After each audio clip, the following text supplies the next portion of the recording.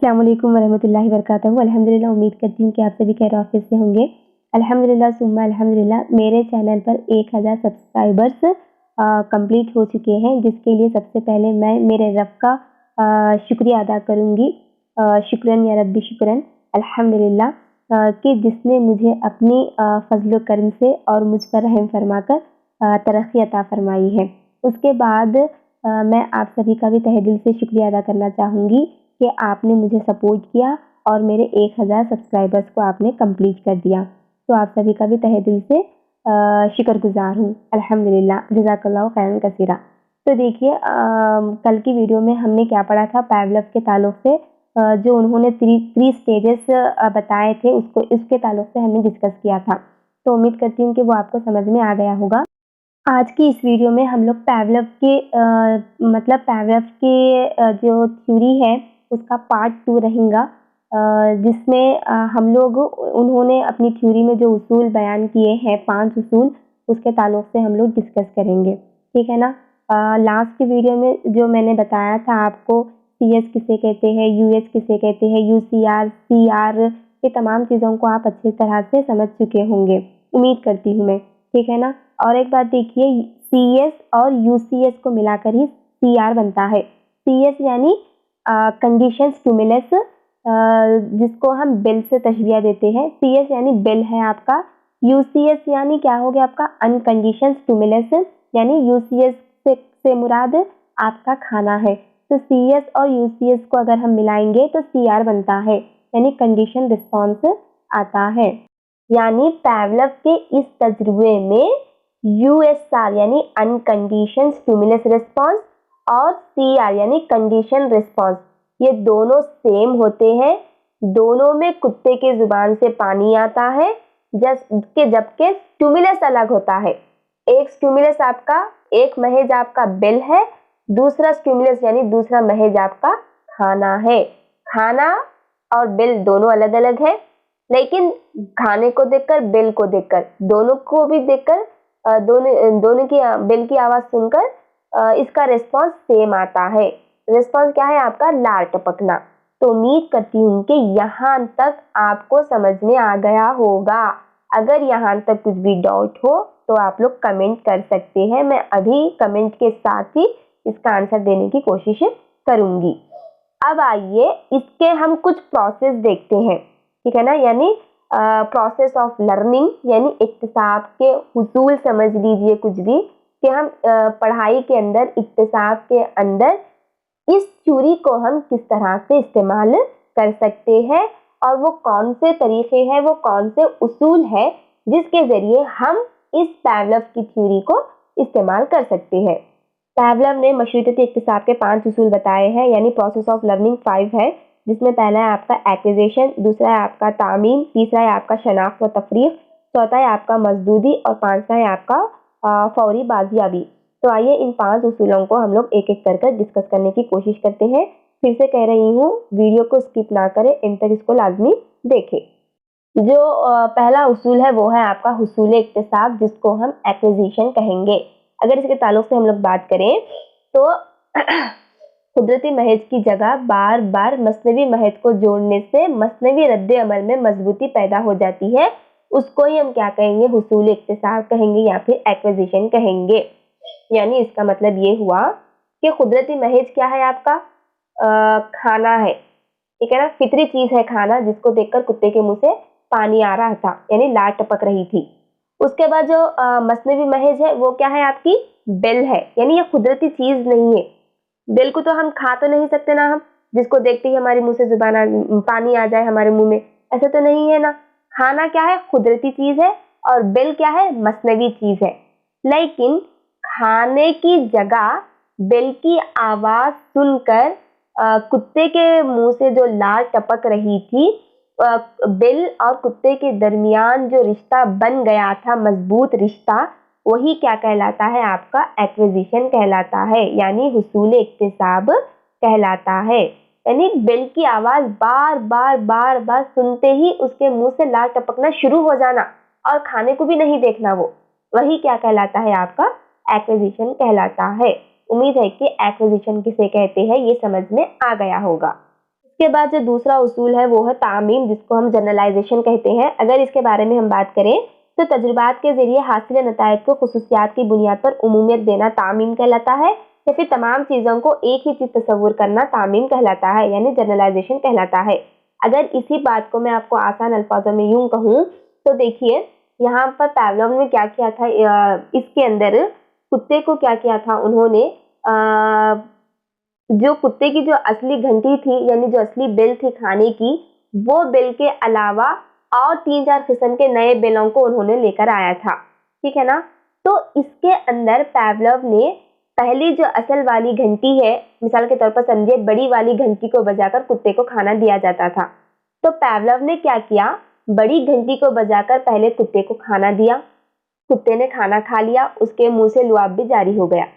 लेकिन सेकंड बार क्या किया उन्होंने, 2 घंटे के बाद बड़ी घंटी को नहीं बजाया, बल्कि छोटी घंटी का उन्होंने इस्तेमाल किया। तो लेकिन खाना नहीं दिया छोटी घंटी को बजाकर। वो छोटी घंटी की आवाज को सुनकर भी कुत्ते के मुंह से लुआब जारी हो गया, यानी लार टपकना शुरू हो गया। फिर क्या किया पावलोव ने, फिर 2 घंटों के बाद फिर से बड़ी वाली घंटी को बजाया, फिर खाना उसको दिया गया। फिर जब उसके मुंह से लुआब जारी हुआ, फिर 2 घंटों के बाद पावलोव ने क्या किया, तीसरी घंटी का इस्तेमाल किया, तीसरी घंटी को बजाया, लेकिन तीसरी घंटी को बजाकर खाना नहीं दिया, तब भी कुत्ते के मुंह से लार टपकना शुरू हो गई। फिर चौथी बार फिर पहली वाली बड़ी घंटी को उन्होंने बजाया, फिर खाना दिया, फिर उसकी जुबान से लार टपकना शुरू हो गई। तो यहाँ पर देखिए पावलोव ने असल जो बड़ी पहली वाली घंटी है जिस पर कुत्ते को खाना मिलता है, वो घंटी के अलावा 3 नए घंटियों का भी उन्होंने इस्तेमाल किया था। एक अलार्म वाली, एक छोटी घंटी, यानी मुख्तलिफ अलग अलग किस्म की घंटियों का उन्होंने इस्तेमाल किया।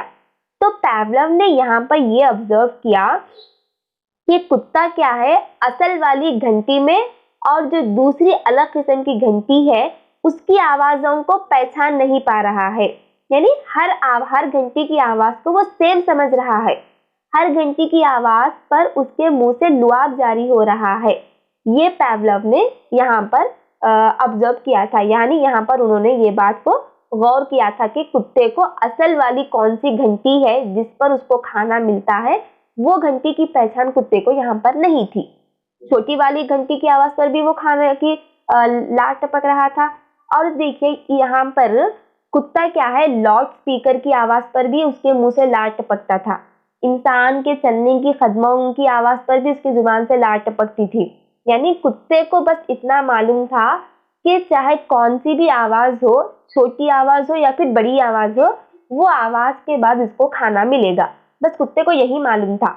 लेकिन असल वाली जो मेन घंटी होती है खाने की, वो घंटी की इसको पहचान नहीं थी। तो इस जनरलाइजेशन के अंदर कुत्ते को क्या है, तमाम घंटियां और तमाम आवाजें उसकी खाने की आवाज ही समझ में आती है, असल आवाज की उसको यहाँ पर पहचान नहीं होती।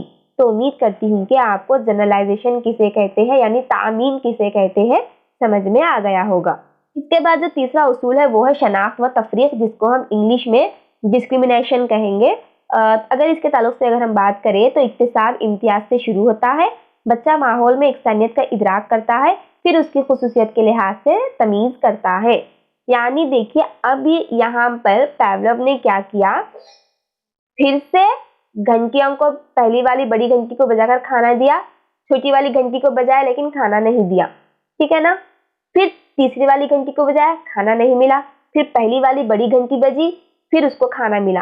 तो यहाँ पर कुत्ते को क्या हुआ, उसकी जो असल घंटी है उसकी पहचान हो गई थी उसको।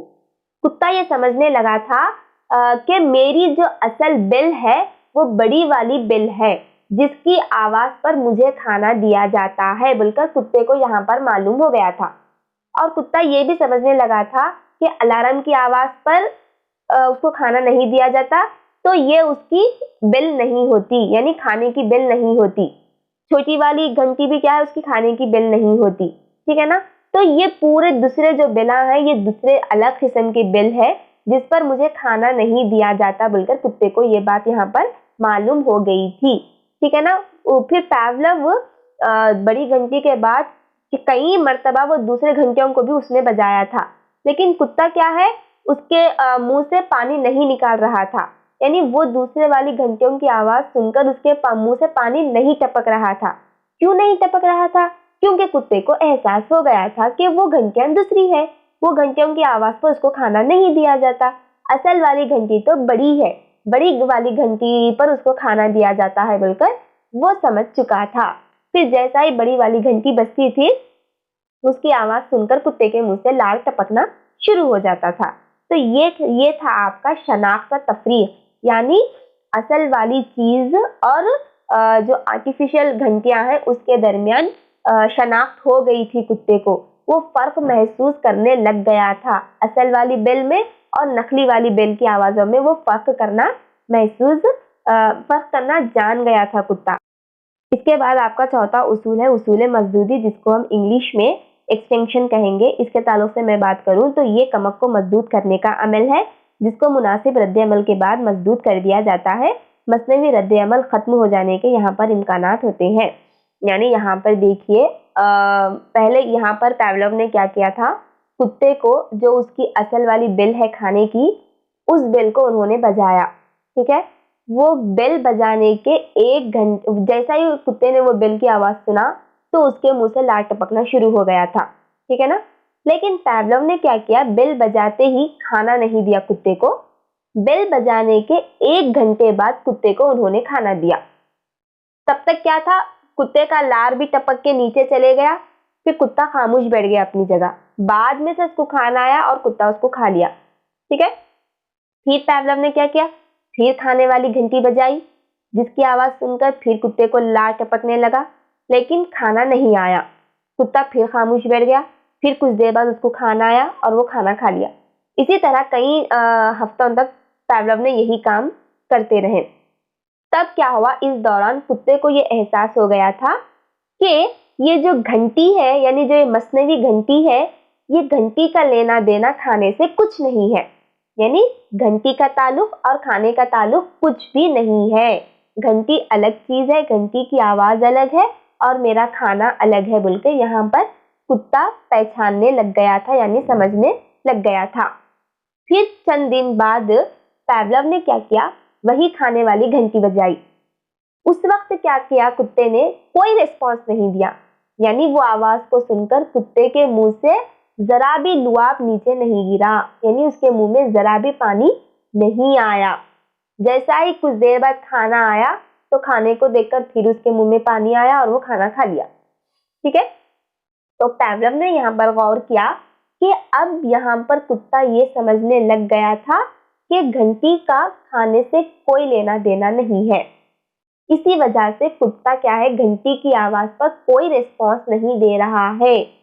जिस तरह पहले आवाज को सुनकर उसके मुंह से लुआब जारी होता था, अब वो लुआब का जारी होना आवाज को सुनकर खत्म हो गया है, यानी बंद हो गया है बोलकर यहाँ पर पावलोव ने ये बात को गौर किया था। क्योंकि कुत्ता सच में ना आवाज को सुनकर कोई रिस्पॉन्स नहीं दे रहा था, क्योंकि वो समझ चुका था कि घंटी अलग है और खाना अलग है। तो उम्मीद करती हूँ कि आपको ये समझ में आ गया होगा। इस स्टेज में कुत्ते का घंटी की आवाज को सुनकर पानी लेकर आना या फिर लुआब जारी होना बिल्कुल खत्म हो गया था। ठीक है। के बाद जो आखिरी और 5वां उसूल है वो है फौरी बाजियाबी, जिसको हम इंग्लिश में स्पॉन्टेनियस रिकवरी कहेंगे। अगर इसके ताल्लुक से मैं बात करूं तो मजदूदी मरहले के बाद दोबारा कुदरती महज की मदद से मसनवी रद्द अमल को यहाँ पर हासिल किया जा सकता है। तो अब देखिए, जो इससे पहले का जो मरहला था, चौथा तरीका यानी मजदूदी, तो वहां पर लार का टपकना खत्म हो गया था। बिल की आवाज पर कोई लार नहीं टपक रही थी। ठीक है। लेकिन यहाँ पर फिर से क्या है, जो फितरी जो चीज होती है, फितरी स्टिमुलस होता है, जो फितरी महज होती है या फिर जो खाना होता है, वो खाने की मदद से दोबारा फिर से घंटी की आवाज पर हम लार को टपका सकते हैं। ठीक है, समझ में आ रहा है आपको? जो घंटी की आवाज जो पहले खत्म हो गई थी, वही अमल को फिर से हम यहाँ पर ये तरीके में फिर से लार को लेकर आ सकते हैं। हम फिर से घंटी की आवाज बजाकर फिर हम लार को लेकर आ सकते हैं। ठीक है ना। तो देखिए, इस जो लास्ट स्टेज यहाँ पर होता है, वहां पर जो कुत्ते को फर्स्ट स्टेज में जो बेल की आवाज़ सुनकर लार टपक रही थी, उसको सीखने के लिए कितना वक़्त लगा था, उसके मुकाबले में यहाँ पर लास्ट स्टेज में, रिकवरी के स्टेज में बहुत कम वक़्त लगता। मिसाल के तौर पर पहले कुत्ते को बेल की आवाज़ को समझने में और खाने के दरमियान जो रिश्ता है उसको समझने के लिए उसको 1-2 महीने लगे समझिए। यानी वो 2 महीनों में ये समझ सका कि अगर घंटी बजे तो मुझे खाना मिलेगा बोलकर, वो 2 महीने लगे उसको ये बात समझने। ठीक है? तो वो उसको जो 2 महीने उसको वहाँ पर बात समझने के लिए लगी, तो वही बात क्या है, रिकवरी के स्टेज में 2 दिन या फिर 1 दिन भी लग सकता है। क्योंकि पहले उसको मालूम था, वो पहले वो कर चुका है वो काम, उसको आदत है उस चीज़ की, वो भूला नहीं है वो। तो वही काम उसको यहाँ पर करने के लिए 2 महीने नहीं लगते, बल्कि सिर्फ 1 ही दिन लगता है या फिर 2 दिन लगते हैं या फिर कुछ घंटे लग सकते हैं। ठीक है ना? फिर से पावलोव ने क्या किया, फिर पहले खाना दिया इस स्टेज में कुत्ते को, जिसको देखकर उसको क्या है, लार टपकना शुरू हो गई। फिर पावलोव ने क्या किया, कुछ दिन बाद घंटी को बजाया, घंटी को बजाकर फिर खाना दिया। फिर कुत्ते ने फिर से पुराना वाला रद्द अमल शुरू कर दिया। यानी फिर वो पहचानने लगा कि पहले भी मुझे घंटी बजाकर खाना दिया जाता था, अब भी मुझे घंटी बजाकर खाना दिया जा रहा बोलकर एक घंटे के अंदर वो ये बात को समझ गया था और 1 घंटे के अंदर बाहर उसके मुंह से लार टपकना शुरू हो गई थी। तो देखिए, अब बताना ये चाह रही हूँ, ये जो पावलोव की जो इतनी थ्योरी है ना, इसका पूरा मकसद यही है, इसका असल मकसद यही है कि हम किसी भी पुरानी चीज को नए चीजों के साथ जोड़ सकते हैं। जब नई चीज हम लोग को हासिल हो जाती है, तो हम पुरानी चीज को भूल भी सकते हैं और फिर कुछ दिन बाद जब हम फिर कोई नई चीज सीखने जा रहे हो, तो हम नई चीज को फिर से पुरानी चीज में हम कन्वर्ट कर सकते हैं। यानी फिर पुरानी चीज को हम यहाँ पर इस्तेमाल कर सकते हैं। बस यही इसका मेन मकसद है। ठीक है ना? यानी इस थ्योरीज के जरिए पावलोव ने ये बताया कि हम किसी भी चीज को हमारे सामने रहने के बाद भी हम उसको रिस्पॉन्स करते हैं, यानी उसकी तरफ हम लोग राग़िब होते हैं, उसकी तरफ हम खींचे जा सकते हैं, और कोई चीज हमारे सामने ना होने के बाद भी हम उसकी तरफ खींचे जा सकते हैं। जैसा कि कुत्ते के सामने खाना रखे भी तो कुत्ता रिस्पॉन्स दे रहा था, उसके मुंह से लार टपक रही थी। कुत्ते के सामने खाना न रहने के बाद खाली घंटी की आवाज को सुनकर भी वो लार टपका रहा था। इसकी और एक बेहतरीन मिसाल मैं दे सकती हूँ कि छोटा बच्चा है, छोटे बच्चे को जब हम डॉक्टर के पास लेकर जाते हैं, तो डॉक्टर क्या करता, उसको चेकअप करने के बाद इंजेक्शन देता, और जब क्या करता, बच्चा इंजेक्शन देने के बाद रोता, और बच्चे के दिमाग में बैठ जाता कि ये डॉक्टर के पास अगर हम लोग गए तो डॉक्टर क्या करता, चेकअप करने के बाद इंजेक्शन देता बोलकर उसके दिमाग में बैठ जाता। ठीक है? फिर कुछ दिन बाद खाली हम बच्चे को घर में बोल रहे, उसकी अगर तबीयत खराब हो गई कि हम लोग को डॉक्टर के पास जाना है बोलकर, तब भी बच्चा क्या करता, रोना शुरू हो जाता। उसका रोना क्या होता, शुरू हो जाता, जबकि क्या है, डॉक्टर उसके सामने भी नहीं होता, लेकिन उसको पहली वाली चीज याद आती है उसको कि मैं पहले डॉक्टर के पास गया था, डॉक्टर मुझे चेकअप करा, फिर मुझे इंजेक्शन दिया जिसकी वजह से मुझे दर्द हुआ और मैं रोया। तो खाली डॉक्टर का नाम सुनकर भी यहाँ पर बच्चा क्या है, रद्द अमल करना शुरू कर डालता, यानी रिस्पॉन्स देना शुरू करता, जबकि डॉक्टर बच्चे के सामने है ही नहीं। तो इस थ्योरी का यही बताना मकसद है कि हम किसी चीज को सामने रखकर भी रिस्पॉन्स दे सकते हैं और किसी चीज को हमारे सामने न रखकर भी हम रिस्पॉन्स दे सकते हैं। अब आइए हम लोग ये जानते हैं कि पावलोव की इस थ्योरी को हम लोग स्कूल में किस तरह से अप्लाई कर सकते हैं। यानी जब हम बच्चों को पढ़ाते हैं तो उस वक्त ये थ्योरी हम लोग को किस तरह से काम में आती है। ठीक है? तो देखिए, जब हम ये थ्योरी का हम स्कूल में इस्तेमाल करते हैं तो वहाँ पर क्या है, हम इस थ्योरी की मदद से, इन उसूलों की मदद से हम बच्चों में क्या है, उनकी पसंदीदा आदतों को हम नशोनुमा कर सकते हैं। यानी उनकी पसंदीदा आदतों को हम फरोग दे सकते हैं। उसी तरह से इस थ्योरी के जरिए हम लोग बच्चों के अंदर जो डर खौफ रहता है, उनके डर और खौफ को भी हम निकाल सकते हैं, और उनके अंदर जो गलत फहमियाँ मौजूद होती है या फिर उनके अंदर जो वहम पाया जाता है किसी चीज़ को लेकर, तो उस वहम को भी क्या है, हम लोग यहाँ पर दूर कर सकते हैं। ठीक है ना? और बच्चों में क्या है हम लोग इम्प्रूवमेंट लेकर आ सकते हैं, ठीक है ना। अगर कोई बच्चा किसी चीज़ में पीछे है या फिर बार-बार गलतियाँ कर रहा है, तो उसको गलतियों को सुधारते हुए हम लोग उसके अंदर क्या है एक इम्प्रूवमेंट हम लोग लेकर आ सकते हैं, ठीक है।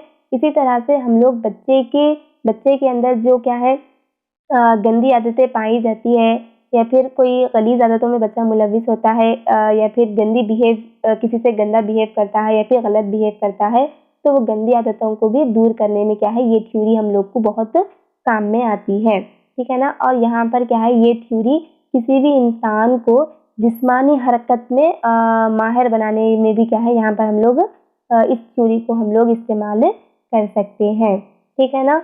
और देखिए यहाँ पर अच्छी आदतों को हम लोग फ़रोग़ दे सकते हैं और बुरी आदतों को हम लोग यहाँ पर उसका खात्मा कर सकते हैं, ठीक है ना। यहाँ पर क्या है हम बच्चे के अंदर किसी भी चीज़ की आदत डाल सकते हैं, ठीक है ना, चाहे वो अच्छी आदत हो या फिर बुरी आदत हो। बिल्कुल आसान तरीके से यहाँ पर हम किसी भी चीज़ की आदत डाल सकते हैं। बुरी आदतों को तो डालना तो नहीं चाहिए, ये हमारे लिए बेहतर नहीं है, ना ही कोई इसको चाहेगा और ना कोई इसको डालेगा। लेकिन अच्छी आदतें क्या है हम बहुत जल्द यहाँ पर डाल सकते हैं। कंडीशन का मतलब ही होता है कि किसी चीज़ की हम लोग को आदत पड़ जाना, पुराने चीज़ों को लेकर हम नई चीज़ हम जोड़ सकना, ठीक है। और एक देखिए ये थ्योरी ये बोलता है कि हम क्या है हम अपने स्कूल को एक ऐसा रंगीन बनाएं जिसको देखकर क्या है बच्चा स्कूल को अगर नहीं भी आ रहा हो तो पहले से ही बच्चा जब घर में रहता है तो उसको स्कूल याद आ जाना, स्कूल का पूरा ग्राउंड याद आ जाना, स्कूल की रंग-बिरंगी दीवारें याद आना, जिससे बच्चा क्या है खुशी-खुशी से स्कूल आने के लिए तैयार हो जाना, ठीक है ना। अगर हम स्कूल में अच्छा माहौल रखें, अच्छा प्लेग्राउंड है बच्चों के लिए, दीवारें भी क्या है पूरी रंगीन है, दीवारों के ऊपर भी अच्छे पोएम्स लिखे हुए हैं, ABCD लिखे हुए हैं, अलिफ बा लिखा हुआ है, बच्चे खेल रहे सो ड्राइंग करा हुआ है, ठीक है ना। यानी पूरा स्कूल पूरा रंगीन है, प्लेग्राउंड भी बहुत अच्छा है, उसके खेलने की चीज़ें भी है, तो बच्चा क्या है स्कूल को नहीं भी आएगा, घर में भी रहेगा, जब उसको स्कूल याद आ जाएगा, स्कूल का पस मंज़र याद आ जाएगा, तो बच्चा खुशी से राज़ी हो जाता है स्कूल को आने के लिए, ठीक है। अगर स्कूल का माहौल अच्छा नहीं है, स्कूल में रंग-बिरंगी दीवारें नहीं हैं, स्कूल के अंदर खेलने का ग्राउंड नहीं है या फिर स्कूल में बहुत सख्ती से पेश आया जाता है, तो बच्चा क्या है स्कूल को नहीं भी आएगा तब भी घर में रहकर क्या है जब स्कूल को याद करता है तो स्कूल को आने से मना कर डालता है, ठीक है ना। स्कूल उसके सामने न रहने के बावजूद भी वो रोने लग जाता है कि मैं स्कूल नहीं जाऊँगा। तो बच्चे के अंदर ऐसी आदत नहीं डलवानी चाहिए, ठीक है ना।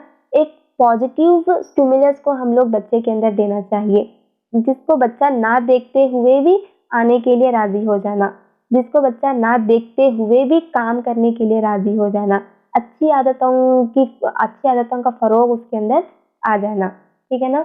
तो ये होता है आपके मतलब क्लासिकी मशरूतियत के थ्योरी में।